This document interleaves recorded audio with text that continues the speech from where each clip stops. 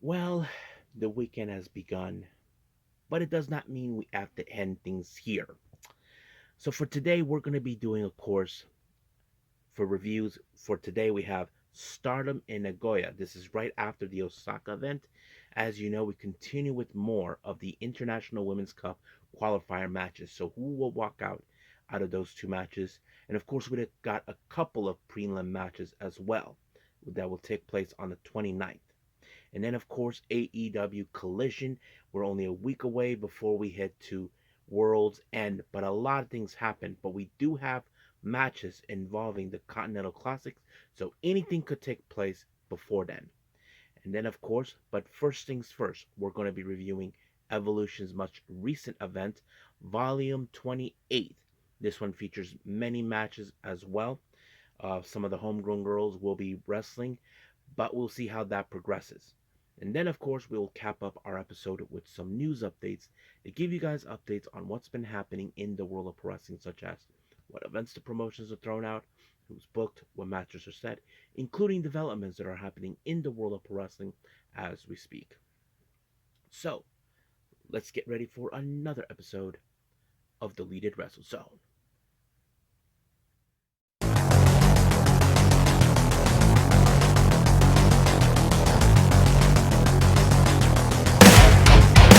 Are you ready? Get up, get up! Get up, get up! Get up, get up! Get up, get up!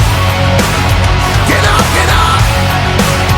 Get up, get up! Hey everyone, welcome to Deleted Wrestle Zone, all things that is pro wrestling with AEW, NXT, New Japan Pro Wrestling, TNA, the National Wrestling Alliance, various promotions, wrestlers, matches, and championships. I am your host, J Rod here. So, if you are new to the channel, welcome.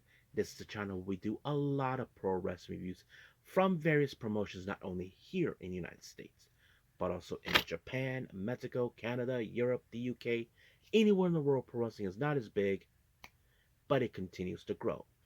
We also, of course, do discussion videos, talk about various topics such as the wrestlers themselves, the promotions, factions, storylines, whatever we want to talk about. We also, of course, do more news updates. If certain information was unable to be on this episode, we could either put it on the next one or on a separate video by itself. We also, of course, do real timing news updates to keep you guys on alert if something has happened in the world of pro wrestling that needs to be addressed ASAP. We also, of course, got the Unagi Sayaka Watch and various other cool wrestling content as well. So if you like what you see, please subscribe to us. So click on that subscribe button. You'll be getting a lot of daily reviews and other cool wrestling content as well. But if you like this episode, please give us a like on the like button or a nice comment in the description down below. Now, all introductions that need to be said, I believe it's time to beam me up, Scotty. So, let's begin with our very first review, and this is from the Yoshi promotion, Evolution.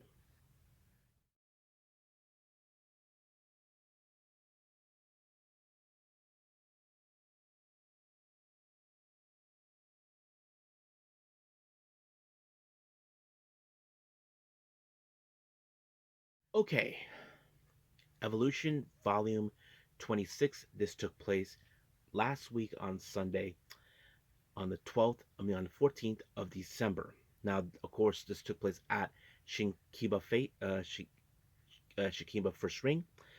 Our first match, we have a three-way match. We have, of course, Miyuna versus Riara versus Momoka Hanazono. Now, of course, you all know the different personalities from all three of these girls, but however, you know when it comes to Momoka Hanazono, she's a bit of a terror in the ring. Basically, she doesn't play certain tricks. But however, I don't know what the hell was Black Mansuri doing. He decided to get involved and put Riara in a Boston Crab. Sonny, who was supposed to be the ref, should have just kicked him out. He should have just minded his own business. But however, it was of course um, Momoka who actually picked up the win when she double pinned both Miyuna and Riara at the same time, so she walked away with the win. Now our next match is our only men's exhibition match. Dan Tamra and excuse me, Koji Iwamoto. Nothing too significant of this match whatsoever. But however, this match ended in a time limit draw of 15 minutes, so no one wins away from this one.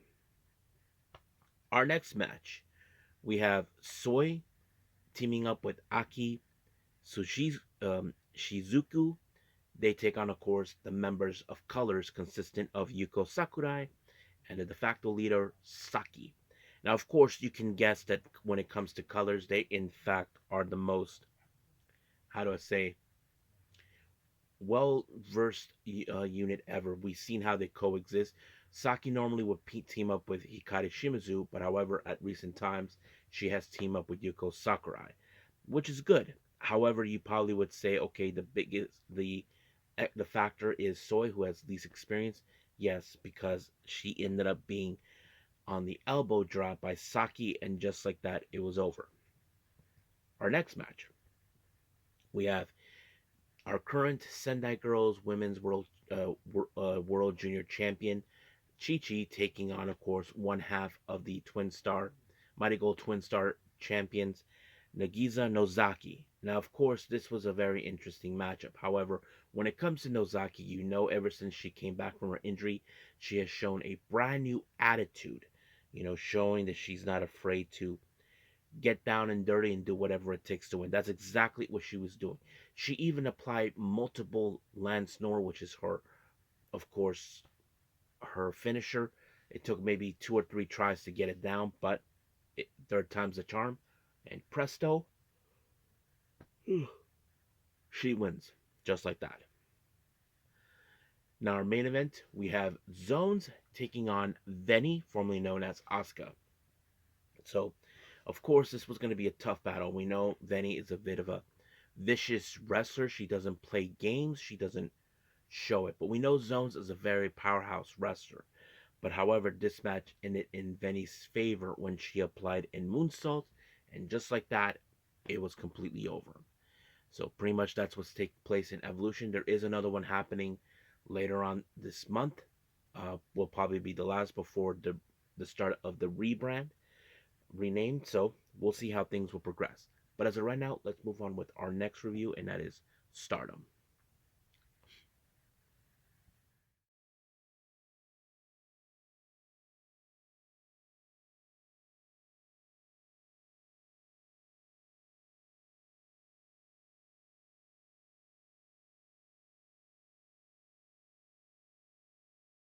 Okay, Stardom, they're in Nagoya.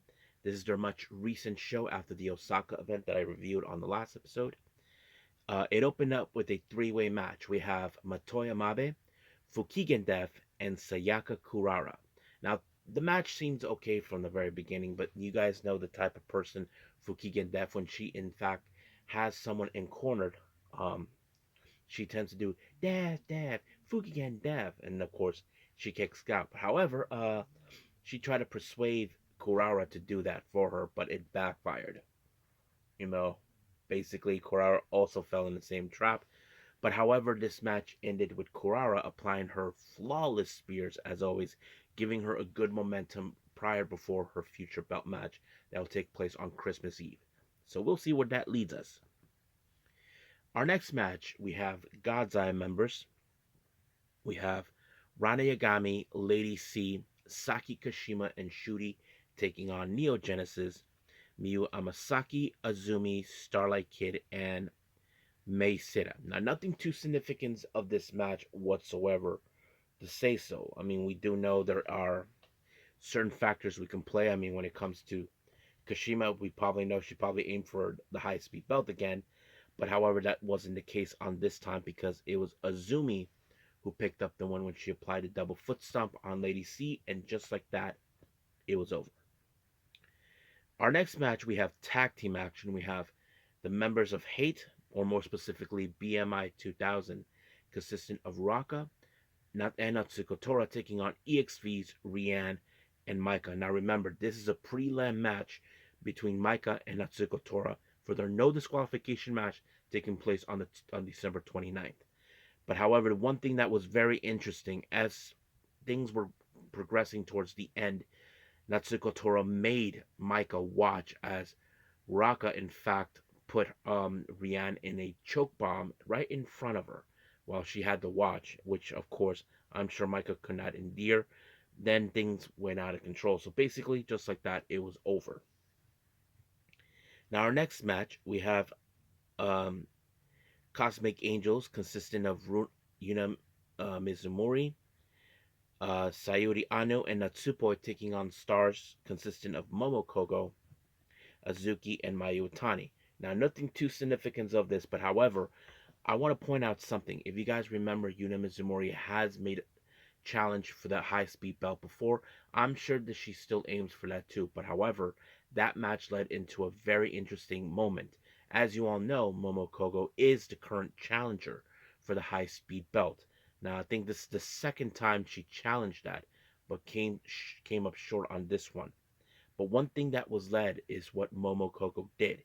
She picked up a fantastic win when she applied what people are calling it the 619 DDT on Mizumori and picked up the win just like that. So this is one of those moments where, of course, it's no secret if we probably will see Momokogo and Yuna Mizumori challenge again for the high speed belt down the road, or whoever wins it between those two. So we'll see where that leads us from there. Now, our next two matches are part of the International Women's World Cup that will qualifier that will take place at Wrestle Dynasty. We have Rina versus Tomoka Inaba versus Waka versus Koguma. So of course, a lot of things could happen in this type of match. Rina, as a member of Hate, she probably would cheat her way through. But of course, in this end, it was um, Waka, who ended up on the wrong side of the Michinoku driver by Tomoka Inaba, securing her spot in the qualifier. So we will see what happens then. Now, our second match involving the qualifier, we have Konami versus Aya Sakura versus Hina versus Suzuki. So a lot of things could take place. Now, don't forget Konami, as you probably can guess, would try to cheat her way through since she is a member of Hate. That's always been the response. But it was Suzuki who picked up the win when she applied the Grand Maestro Tequila onto Hina, allowing her to be part of the final spot in the qualifying match. Now, for a main event, this is a very interesting one. This is also part of the preliminary matches taking place. Hate members consisting of Saya Kamitani, our challenger for the red belt, teams up with her teammates and the current tag champions Momo Watanabe and Tekla, taking on, of course, Wingori from Stars, Hanan and Saida, the current challengers of the Goddesses tag belt, and they team up with Tam Nakano, which is interesting. They haven't teamed up with each other in a long time since Tam made the choice to leave Stars. But this also lead to a lot of dirty tactics coming. However, Tam decided to lead the charge, knowing they need to deal with, of course, Hate tactics. Hate likes to attack their opponents before the bell. It's no secret of what they do. But however, the one thing that was interesting, Momo Watanabe messed up. She accidentally whacked Tekla with the bat onto her, allowing for Hanan to apply the 17, and just like that, it was over. But of course, Hate cannot stand losing to people who frustrate them. They were later saved by neither Micah and Shooty, who also will have the deal with their opponents, members of Hate, at the 29th of December. So we will see where that leads us from there. So I think that's pretty much it. So let's just move on to our last and final review, and that is AEW Collision.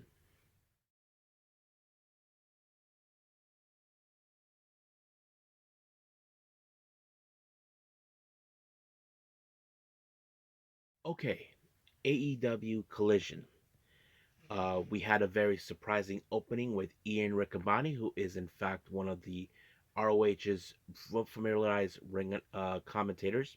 He was in the ring with none other than Big Boom AJ and, of course, Big Justice, opening the show. As you know, the opening match was in fact featuring the Gold League of the Continental Classic. We have Will Ospreay versus Ricochet. Now, it's no secret about these two guys, their history going back all the way to New Japan. But, however, there was a moment in this match that may spark into a controversy where Ricochet was holding on to the ref until all of a sudden Ricochet shoved, of course, Will Ospreay to the ref, and of course, we did see, of course, the spear gun in play. Some people can say it's a dirty tactic. We probably could agree with that, but that's up to see. We did see there is an exclusive content where Will Ospreay questioned it, but right now this is a huge disappointing loss for Will. Now, Adam Cole made his way to do a promo, and of course MJF decided to talk about Adam Cole's ex.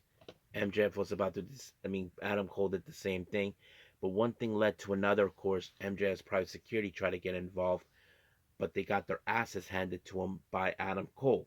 But however, MJF, being the salt of the earth, decided to kick in the nuts, of course, Adam Cole. But luckily, the Undisputed Kingdom showed up to help out with the situation. So we'll see where that goes.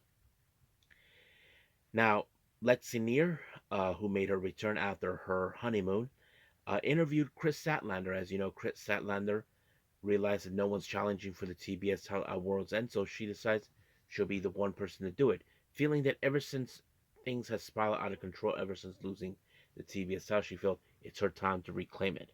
So we'll see what happens.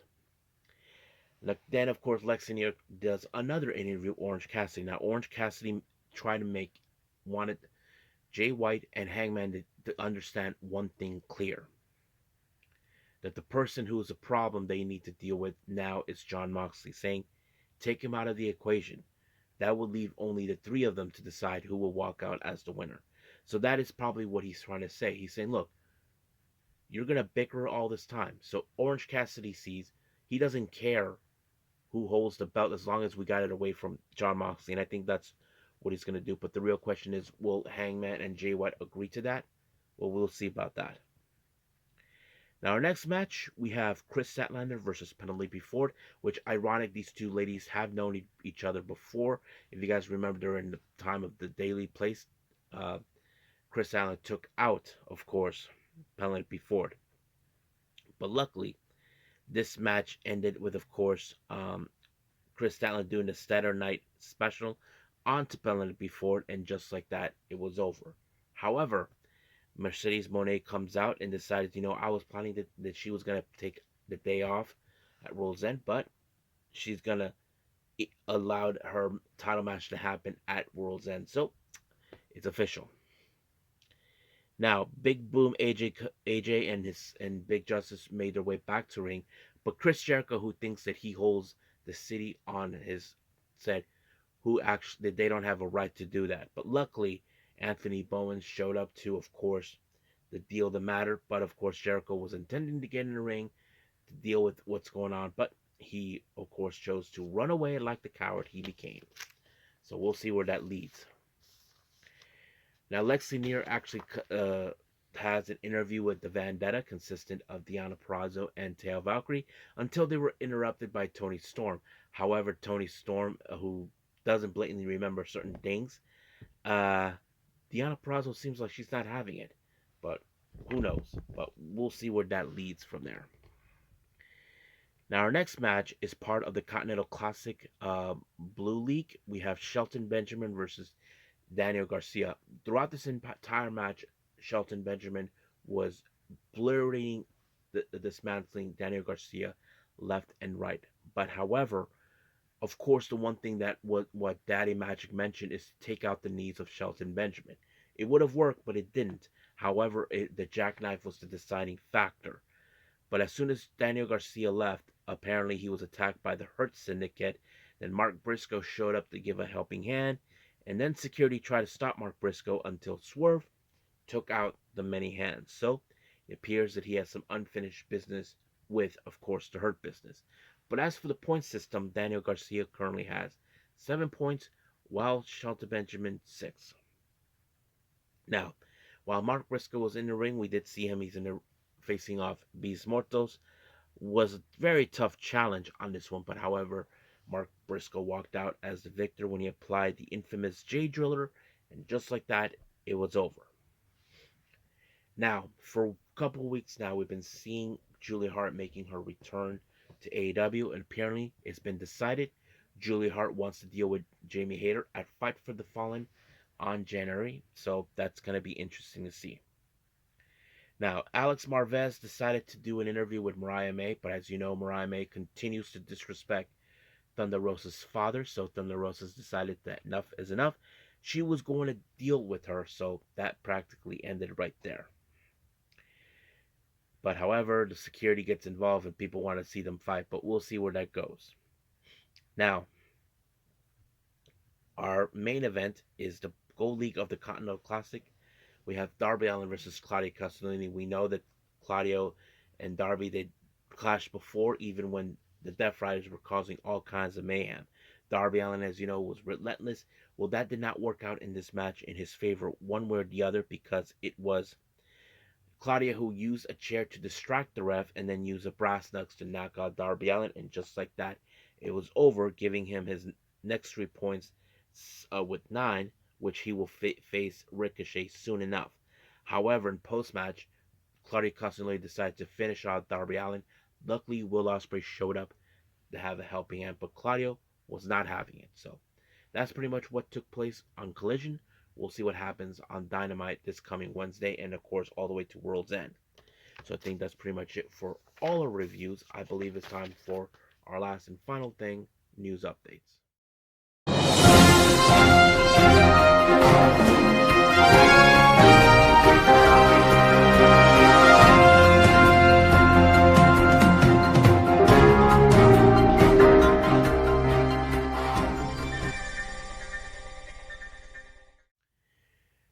Okay, so welcome to our news updates. So let's begin with upcoming events. Most of the ones I discovered are starting in 2025.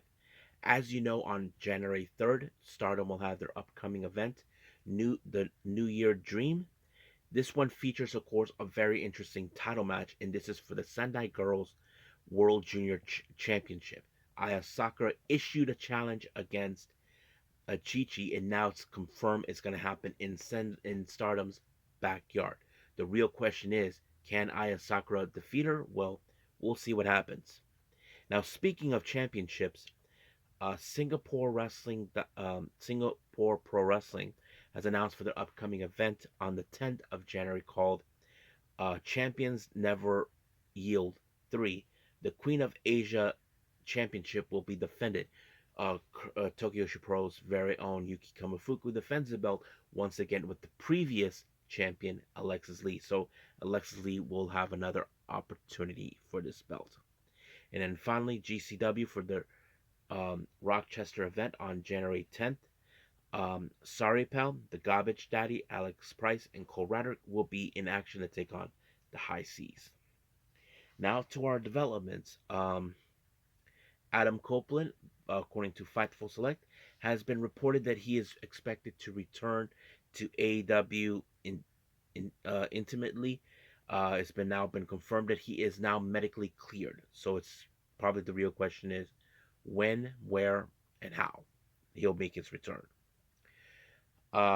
Shelly Martinez, many of you remember her during the ECW revival, known as Arielle. Well, apparently she revealed that she was offered the role as Sister Abigail when Bray Wyatt was still alive, and it's a lot of good things to hear. I mean, I don't know why it did not happen, but we'll see.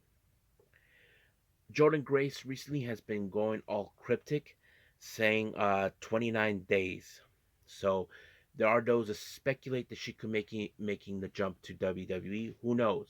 We know she has made appearances there, but we'll see where that goes. And finally, Chris Jericho just mentioned this, that he will be surprised if AEW does not sign Matt Cardona.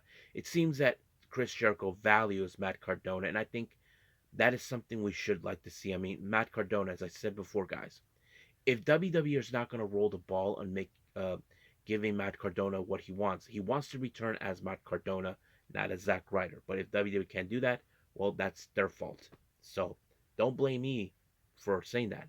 That's the fact. And he said it himself. But if WWE does not roll the ball on this one, well, it's their fault for that. So we'll see what happens. I'm sure Jericho would try to convince them to sign. I don't know. But Matt Cardona said he would take everything one step at a time. So we'll see what happens. So we'll stay close to this story. So I think that's pretty much it for right now. So let's just call it a day. Well, I hope everybody enjoys this episode. Coming up, well, I haven't decided yet, but I do know we have a New Japan event taking place soon, and of course, we continue with more with Stardom. We'll see how things will play out. Um, but I'm also giving some thought. Two things. We're almost close to Christmas. And two, those who know this or not, well, my birthday is also coming up, which is on Christmas Eve. And I'm trying to think, should I take a break on Christmas Eve and just enjoy my day? I don't know. I mean, I like doing this, guys. I mean, I did this during vacations, but who knows? We'll see. But for right now, I'll see you guys in the next DWZ time. Same DWZ channel. I must bid all of you adieu. So, goodbye. Mwah. And have a nice day. Bang.